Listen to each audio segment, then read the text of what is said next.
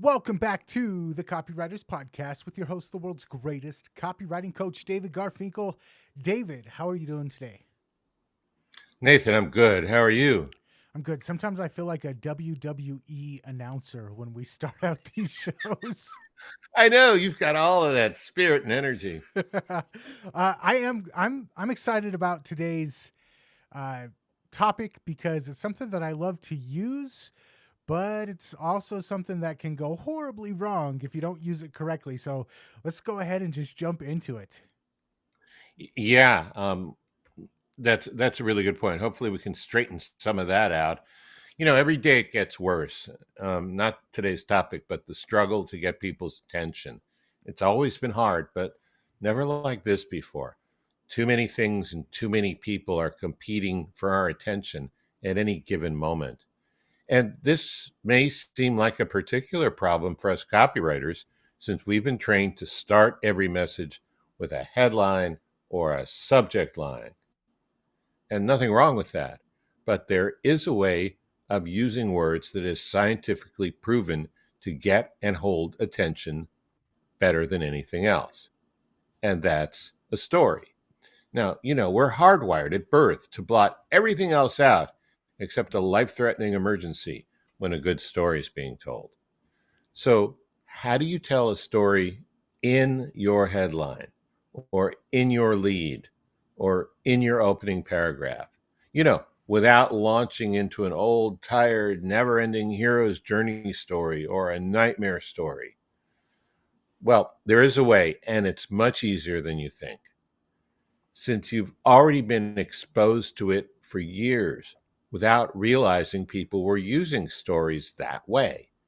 And we'll tell you about that just as soon as we tell you about this. Copy is powerful. You're responsible for how you use what you hear on this podcast. And most of the time, common sense is all you need. But if you make extreme claims, and or if you're writing copy for offers in highly regulated industries like health, finance, and business opportunity, you may want to get a legal review after you write and before you start using your copy. My larger clients do this all the time. Okay, Nathan, so before we get into some magical ways to combine stories with the opening of your copy, including right in the headline, let's take a look through time on the topic of getting attention and stories. And we'll start when I was in seventh grade.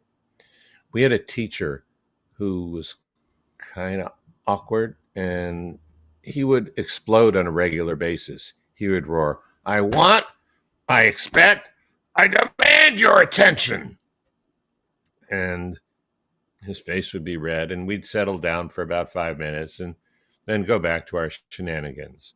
See, trying to get and keep attention that way doesn't work very well. But you know what does? I'm going to give you a bunch of examples outside of copywriting, just from different forms of communication in life. And they're all stories, but you may not have thought of them as stories. So see if you can pick out the story in these. An opening song lyric: Yesterday, love was such an easy game to play. A really stupid joke. When your nose is kind of runny, you may think it very funny. I'll stop there. An advertising jingle: Call Roto Rooter, that's the name, and away go problems down the drain.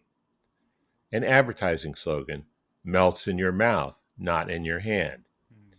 Even a company name, and this is from 2024, We Feed Raw, pet food company. What these examples all have in common is that each of them is a story. Now, most people would not think of them as a story. I admit that. But I'll also say without hesitation that they are, because they describe something that happened or something that happens. And this is important because most of us are trying to get attention, and most of us don't realize how simple and short a story can be. And when I say story, I'm basically talking about what the brain recognizes as story, not what the associate professor of intermingled literature at Nowhere State calls a story, but what your brain calls a story. And most of us don't really know that humans are hardwired to pay attention to stories whenever and wherever they are told. But we are. Science has proven this conclusively. And you can see this happening over and over every day if you take time to look for it. Okay, so I've got three sets of examples. Each set has an actual headline where the headline itself is a story, a lead, the first sentence, which is a story, and a opening paragraph, a micro story, 3 or 4 sentence story. And I'm going to do them in 3 sets. The first set will be first person I statements. The second one will be second person you statements. And the third person, that's them statements, they or he or she, one or more people besides you or me. Before I jump into all of these, what do you think? I just want to go. I want to go back real quick to the We Feed Raw. If you're a pet owner and you know about uh, the explosion in cancer rates in pets, and you know about all of the different inflammation problems that pets have nowadays, and you know about all of the kind of subpar food that pets get nowadays, and you hear 3 simple words like "We Feed Raw," that is a powerful story, and it allows you to create a story in your own mind about what goes into the food, the quality of the food, why they care so much about your pets, how you care about your pet by buying this type of food. So, you mentioned a story can be short as 3 words. And man, if I heard of a company or if I saw a company and it said "We Feed Raw," all of a sudden there's a very powerful story. And like you said, 3 words. Yeah, I actually saw the box because a neighbor of mine has a lot of dogs. She boards them and she walks them, and um, I thought, wow, that is a story. It's amazing, and of course it worked. She bought it. Sure, a lot of people do. So cool, great observation. Yeah, and you make another point which is really important. The more the story um, is relevant to something your prospect cares about, Mm-hmm. the better, Mm-hmm. right? Okay. So now let's jump into first person stories. And I'm telling you, these are hard to pull off and copy right out of the chute, but sometimes they can work. And I'll take examples where they have worked from well known ads in history to show how they can work. So the first thing is using a first person story in the headline.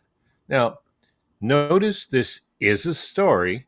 It's about something that happened. Also, notice it has a beginning and a middle, but not an end. So it not only gets attention as a story, but because there's an open loop there, it practically forces the reader to keep reading. And here's that famous headline. It's from John Caples. They laughed when I sat down at the piano, but when I began to play. And of course, that was his first one. And he wrote a variation. Um, they laughed when I spoke to the waiter in French, but when he answered me or something. Um, and we'll get into what comes next a little later on in this section. But I just want to point out they laughed when I sat down at the piano. So they're saying it happened. But when I began to play, that's like a consequence, a result of what happened. And that's a story. All right. What I love about that headline in particular is it reminds me of, or every time I think of it, I think they laughed when I sat down and wrote a headline that was an incomplete sentence. But once they saw the sales letter, That's pretty good. I like that. Okay. Let's look at first person in lead. So we've got our headline, which is not a story. And this is from Joe Carbo's famous ad for the book with the headline and the title of the book, same thing, The Lazy Man's Way to Riches. And his lead is I used to work hard. That's the lead. I used to work hard. That's the story. Very brief story, and then he continues for 3 sentences telling his story, and then he pivots to his main proposition, which is where he promises to show you how to make more money by working less. Mm-hmm. And the third thing is how to open your copy right away with a story that's only a few paragraphs long. And this is from the Caples ad. So after they laugh when I sat down at the piano, he says, Arthur had just played the rosary. The room rang out with applause, but then he abruptly switched to first person micro story. I decided that would be a dramatic moment for me to make my debut. To the amazement of all my friends, I strode confidently over to the piano and sat down. And then he talks about his victorious mini concert at the party. There are a lot of great things about those ads, and they are famous and they made a lot of money. And I wouldn't say starting with a story is the entire secret of their success, but it sure got things off to a good start. Yeah, and what I really like about these examples, especially with stories, I mean, we could do a whole episode on why stories work so well, but for these instances, it's about taking you out of the frustration and the situation that you're dealing with, and it immediately shifts. So right now you're feeling powerless, you're feeling helpless, you're feeling frustrated, and I take that and I shift you into this story of me or somebody just like you. And now it's not you with your hopeless situation, it's you're in this story that you can relate to, but there's a light at the end of the tunnel. And that just that simple shift of hopelessness to a light at the end of a tunnel, using a story to take somebody and pull them away from their situation and put them in a situation of hope, is such a powerful just mindset shift that can happen in, like you said, one sentence, a half of a sentence. It really can. Now, you don't want to just you might want to spend a little time refining it and brainstorming different possibilities, but very powerful. All right, let's try second person. And second person stories are about you, not not you, Nathan, you the prospect. They talk directly to the prospect. And I've included a couple of examples from a hypothetical YouTube ad training program called YouTube Trampoline Response Method. Now, these kind of headlines are harder to do in the first person and third person, and we'll get into details as to why, but they can still work. So let's look at this second person headline. Once your YouTube start performing like this, your clients will stop making all those friendly suggestions. And anyone who's written copy for a client knows exactly what those suggestions are. Now, this is a little tricky. It's not quite as believable. It's still a story. It still has those story powers, but it's a story in the future. In other words, once this happens, then that will happen. And you could put a second person story in the past in the headline, but the risk is in many cases, you don't know if what you're telling the person happened to them actually did ever happen to them. Like when you found your teenager was taking hard drugs, what you first felt was overwhelm. Hmm. Mm, maybe that didn't happen. You don't know. Now, let's say your list or your target market is a very select group, and you know that it's only going to be read by people like that or seen by people like that if it's a video. Like, let's say former students in a music conservatory. You might be able to get away with a second person story in the past in your headline.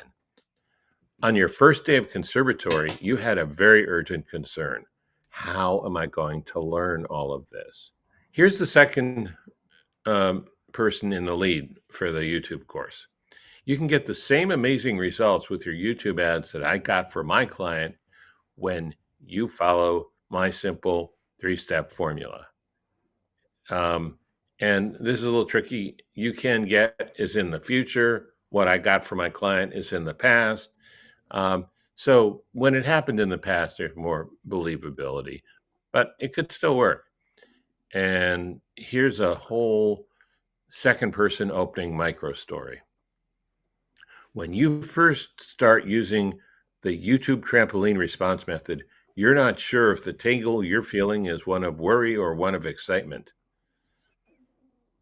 That debate gets settled quickly when you start to see results like you've never seen before. The numbers are fantastic, but even better is the new level of respect your client has for you. Hmm. Again, I'm going to say of all the three types, the second person stories are possible, but not really as useful or versatile or easy to make work as the first person or third person stories. And we'll get to third person story headlines, story leads, and opening stories next. I Nathan, do you have any thoughts about this? Have you ever used it? Yeah, so what I'm thinking of as far as second person stories go is I'm going to butcher it, but are you making these common mistakes in English? Or there was something along those lines for like a learning Yes. English as a second language class, and it was present tense. Are you making? So I wanted to get your thoughts on that. Yeah, I think the actual headline was "Do you make these mistakes in English?" Yeah. And that's in present, and that's a really good point. And I didn't think of that when I was putting this podcast together, but I'm glad you thought of it. Yeah, if you tell a story in the form of a question, which is a really fine needle to thread, that can work really well, and especially, um, boy, that can be hard because you don't want to ask a yes no question in the headline, but you can't really answer that yes or no until you know what these mistakes are. Hmm. And once you start reading the ad, you you get taken into a different world. So that's a really good example, and that might be the solution to this problem. And it also goes back to the point that you made about creating an open loop. If I read that headline and I am somebody who's from another country trying to learn the native language, it's going to be almost impossible for me not to figure out what those mistakes are. So I'm going to have to read the rest of that message. Yeah, so that one would definitely work. Let's talk about third person stories where there's one or two people in the story. If you're looking to put a story in your headline or your lead or your opening paragraph. Your third person is almost always your safest bet. It's the easiest of the three categories because it's how we normally tell stories, Mhm. when we're not talking about ourselves. Did you see what he put on Facebook yesterday? And then you tell what he put on Facebook yesterday. That's how we would tell a story, you Mhm. know, when we're not talking about ourselves. So let's start with the classic from David Ogilvy. And he puts this in quotes. At 60 miles an hour, the loudest noise in this new Rolls Royce comes from the electric clock. I mean, that's great. And really that's a third person story. The the car is moving at 60. You're listening for noises. The loudest thing you can hear is the tick tick of the clock. So that's a story. We're going to turn to the great Gary Halbert for the next two examples. For the lead, let's listen to what Halbert wrote in an ad for a golf ball that he speculated might become illegal on golf courses because it flies too far. Right. So here's third person lead. A small golf company in Connecticut has created a powerful new ball that flies like a U2, putts with the steady roll of a cue ball, and bites the green on approach shots like a dropped cat. I like it. I mean, it's funny and it's also a story. And that's like the first sentence of the ad. A small golf company in Connecticut has created a powerful new ball that flies like a U2, putts with the steady roll of a cue ball, and bites the green on approach shots like a dropped cat. But don't look for it on weekend TV. Long hitting pros could make a joke of some of golf's finest courses with it. One pro who tested the ball drove it 400 yards, reaching the green on all but the longest par fours. Scientific tests by an independent lab using a hitting machine proves the ball outflies 15 major brands by up to 22 yards. Now, that's interesting because he really has three micro stories in there. You know, the story about the golf ball, the story about the pro and the pros, and then the story about scientific tests. Hmm. I mean, Halbert was a genius, and he knew how to do things no one else has really ever done before or since. And uh, he's got a lot of stories in there, and to the naked eye, if you're just thinking, I'm reading something interesting about a golf ball, you don't realize there are all those stories in there. Also, a golf inspired piece of copy, the John Carlton's One-Legged Golfer story. Hmm. And that was such a powerful sales letter. I wanted to get your take on and that was also a third person story. So I wanted to get your take, if you had any, on that particular piece. Well, unlike a lot of people, I don't have it memorized, but you know, I mean, his headline alone is seems kind of long. If you break it down, you'll find every word does a job, and it couldn't be any shorter. But yeah, I mean, he's telling an interesting story. He's also creating a certain amount of shock, a certain amount of dissonance. What does he call incongruous juxtaposition? Mm-hmm. Um, that's his favorite phrase for that kind of thing. Because most golfers know that it really a lot of your power comes how you swing your hips and how you plant your feet, Mm-hmm. and this guy's only got one of them. So how is he doing all this amazing stuff? So there was a certain amount of shock, and yeah, I wish I had the headline right here, but I don't have it memorized like I can say. all I all I remember about that was the story of that I told myself when I read it, which was, wait, if this guy can do it with one leg, there's no reason that I can't do it. So I need to figure out what he knows that I don't know.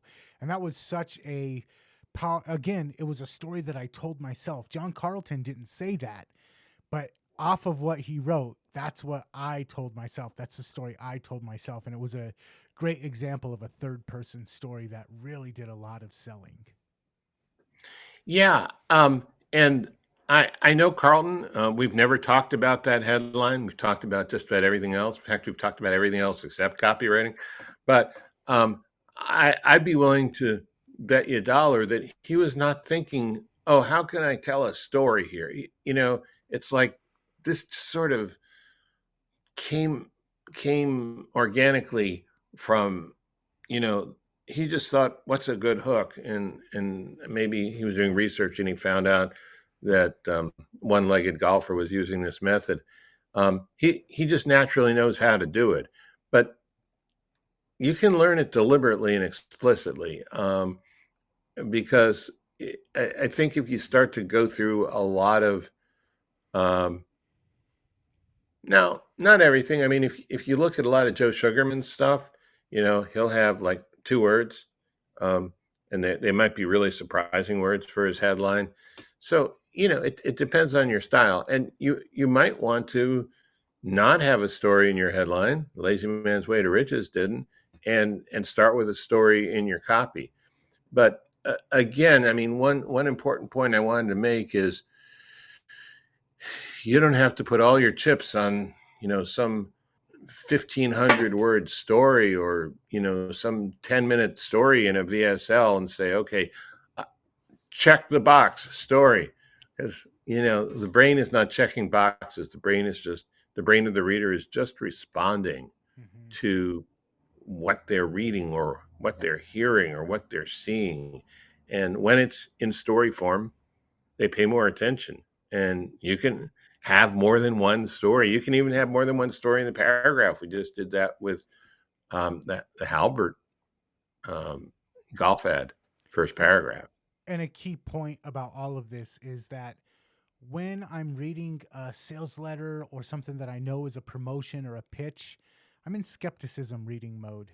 But when I'm reading a story, I'm trusting you to take control of the steering wheel and drive and take me where I want to go.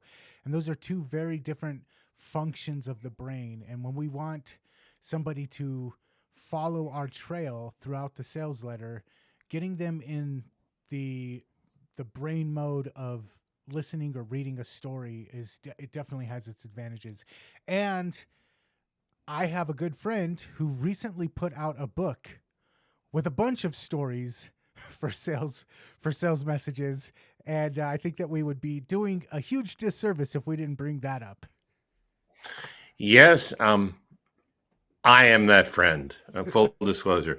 So, yeah, we've been talking about micro stories for a long time, something most people don't even realize are stories, but they are. And the fact is, many things we say as flat descriptions can be turned into stories pretty easily, if you've seen today.